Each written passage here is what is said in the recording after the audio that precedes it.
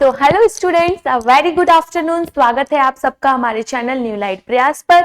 I hope आप सब लोग बहुत अच्छे होंगे और ये जो आपका बायो का सीआरटी चल रहा है ये आप बहुत अच्छे से दे रहे होंगे, बहुत अच्छे से पेपर को एनालाइज कर रहे होंगे। सुरभि मैम बहुत अच्छा पेपर बना रही है, मैं आपको पहले ही बता चुकी हूँ। एक एक एनसीईआरटी से आप लाइन मिला सकते हैं और जो एनसीईआरटी में नहीं है बेटा वहां से भी क्वेश्चन बन रहे हैं, जैसे एनएमसी के सिलेबस में जो है और एनसीईआरटी में जो नहीं दिया गया है उससे भी क्वेश्चंस आपके लिए फ्रेम हो रहे हैं। तो ऐसे ही पढ़ते रहिए बेटा, और जो आपके टॉप मोस्ट 5 डाउट क्वेश्चंस निकल के आए हैं तो जल्दी से उनको देख लेते हैं। सीआरटी कौन सा आ गया हमारे पास? सीआरटी 21 बायो, ठीक है, सीआरटी 21 बायो। ओके, और ये देखो ये जो क्वेश्चन है हमारा NCERT number 1 page number 160, chapter इसका है रेस्पिरेशन इन प्लांट्स, ठीक है। अब यहाँ पे देखो परसेंटेज ऑफ करेक्ट कितने लोगों ने करेक्ट किया? 37%, परसेंटेज ऑफ इनकरेक्ट 53% और अनअटेम्प्ट जिन बच्चों ने इसको अटेम्प्ट नहीं किया दैट इज 10%। क्वेश्चन क्या बोल रहा है देख लेते हैं। टोटल नंबर ऑफ साइटोक्रोम्स पूछा है इन्होंने ईटीएस में, जो ईटीएस साइकिल चल रही है इलेक्ट्रॉन ट्रांसपोर्ट सिस्टम, उसमें टोटल नंबर ऑफ साइटोक्रोम्स पूछे हैं involve in the ETS of mitochondria. तो आपको पता होगा साइटोक्रोम एक होता है आपके पास क्या? साइटोक्रोम बी, साइटोक्रोम बी, फिर आपके पास सी, फिर आपके पास C1, फिर ए और फिर क्या A3। तो कितने साइटोक्रोम हैं आपके पास? 1 2 3 4 5 साइटोक्रोम बी, C1 C1, यहाँ पे साइटोक्रोम बी, फिर C1, फिर यहां पर आएगा C, फिर आएगा A और A3। तो 1 2 3 4 5 कितने साइटोक्रोम है आपके पास?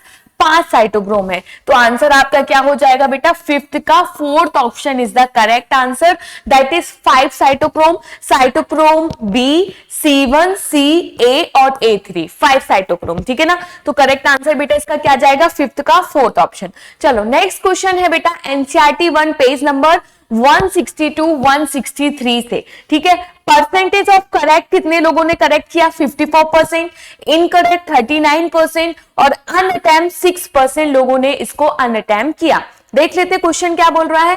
Protein enters the Krebs cycle, ये बोल रहे हैं ये जो प्रोटीन है ये क्रैब साइकिल में एंटर करती है, तो कैसे करती है?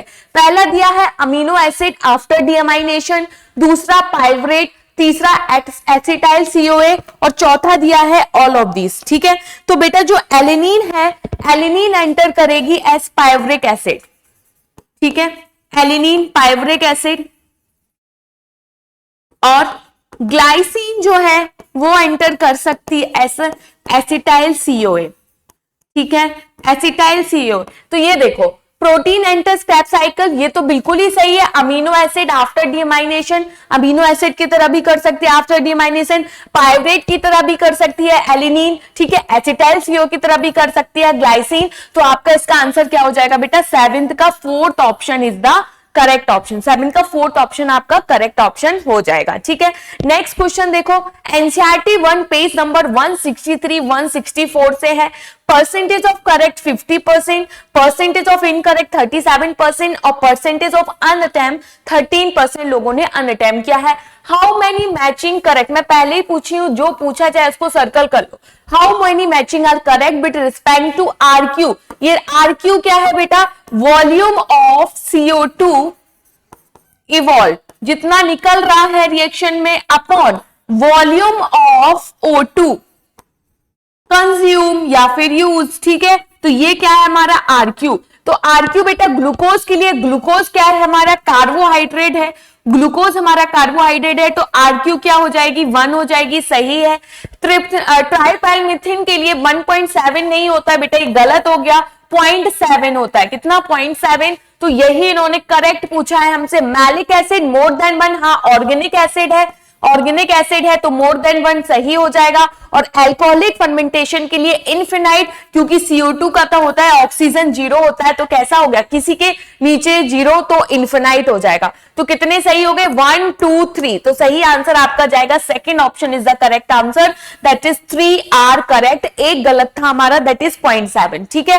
नेक्स्ट क्वेश्चन आपकी स्क्रीन पर बेटा पेज नंबर 155 टू 159 पर आपको मिलेगा ये NCERT percentage of correct 40%, incorrect 44% और अनअटेम्प्ट जिन्होंने अटेम्प्ट नहीं किया 16%। पूछा क्या है, select the correct statement for glycolysis and Krebs cycle. Glycolysis क्या होता है, break down of glucose, break down of glucose is glycolysis of Krebs cycle. ठीक है, पहला स्टेटमेंट देखो, both are process of aerobic respiration, एकदम सही है।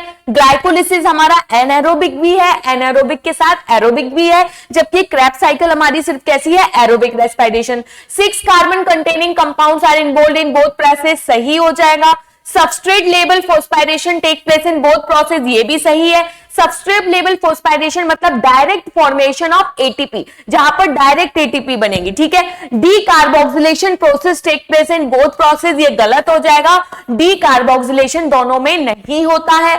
दूसरा देखो, both process take place in mitochondria matrix, ये भी गलत है, क्योंकि ग्लाइकोलिसिस हमारा कहां होता है बेटा, साइटोप्लाज्म में होता है, और ये वाला हमारा माइटोकॉन्ड्रियल मैट्रिक्स में होता है। तो हमारा आंसर क्या जाएगा बेटा, 19 का first option is the correct answer.